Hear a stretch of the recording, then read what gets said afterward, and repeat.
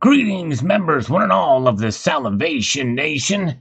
Inflation is at its highest in 30 years. Silver spiked up over $25, and gold was over $18.60. Let's explore.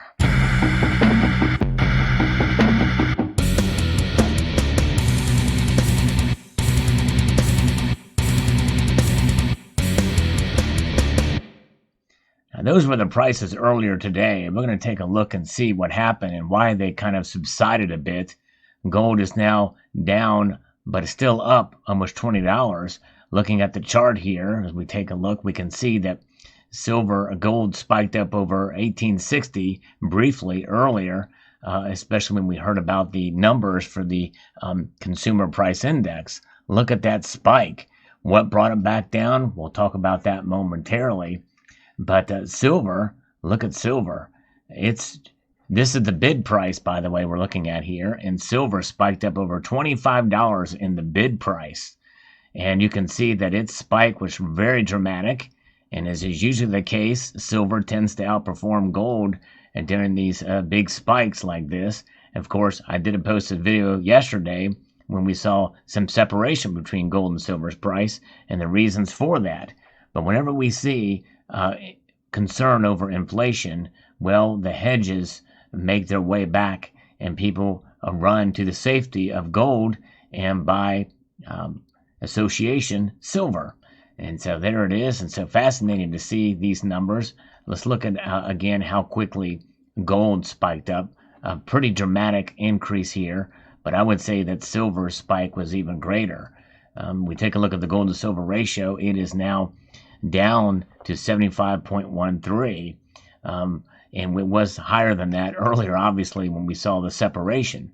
But let's get a little bit into the weeds as to what was causing this. We're looking at an article here from Kitco that's posted earlier today. Gold and silver prices are solidly higher at midday, with gold notching a 5-month high and silver a 3-month peak. Hot inflation numbers from the U.S. and China fueled buying interest in the precious metals market today as traders and investors are seeking out hard asset hedges against rising prices. December gold was last up $26.70 at $1857.60. That was earlier. And December COMEX silver was up almost 83 cents at $25.14 an ounce. And again, that was earlier. Today's U.S. Consumer Price Index for October came in at up to 0.9%, up 6.2% year over year.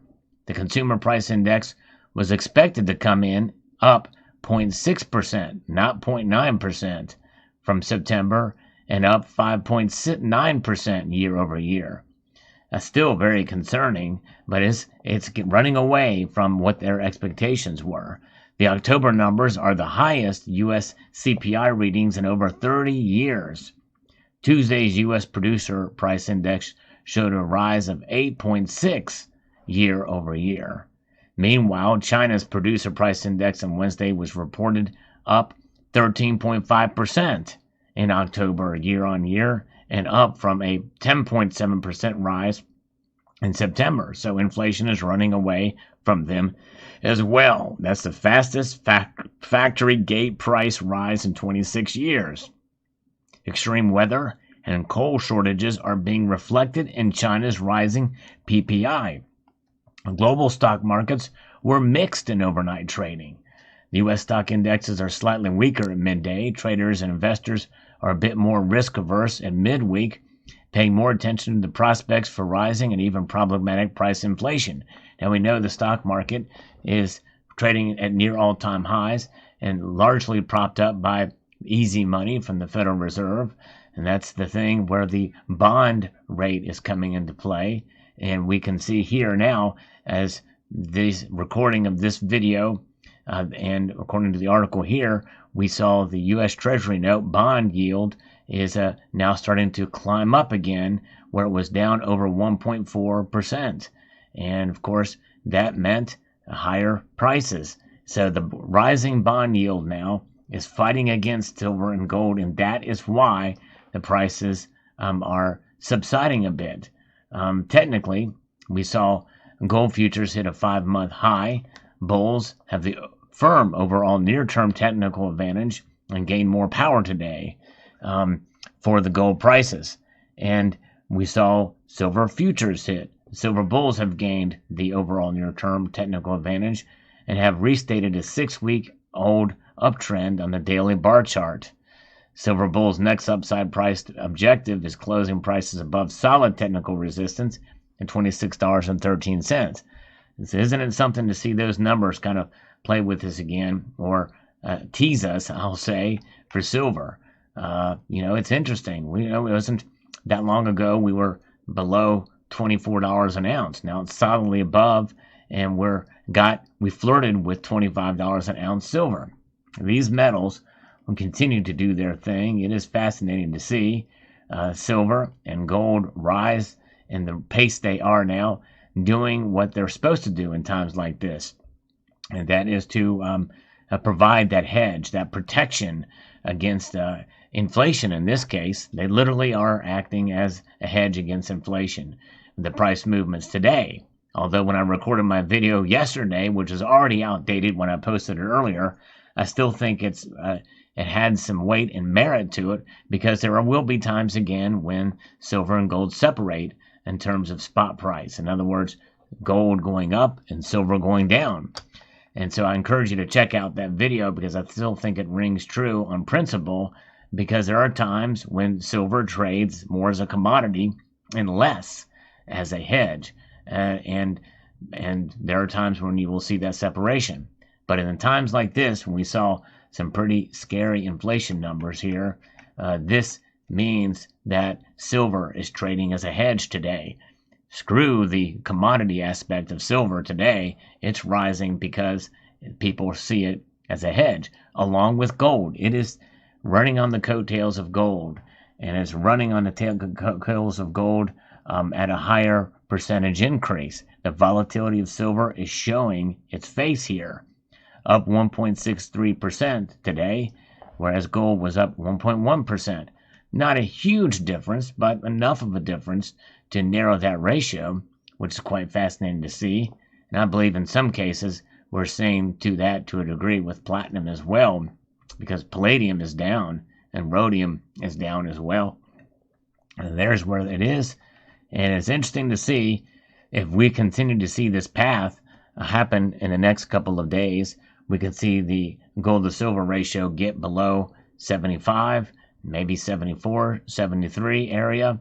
We did see it get into the 60s not terribly long ago, but inflation, I think, if it continues at its pace and continues to increase above expectations, we're going to see the metals start to finally react to them, as many of us think they should have before. But keep in mind, and I will note, that history is a good lesson, a good teacher.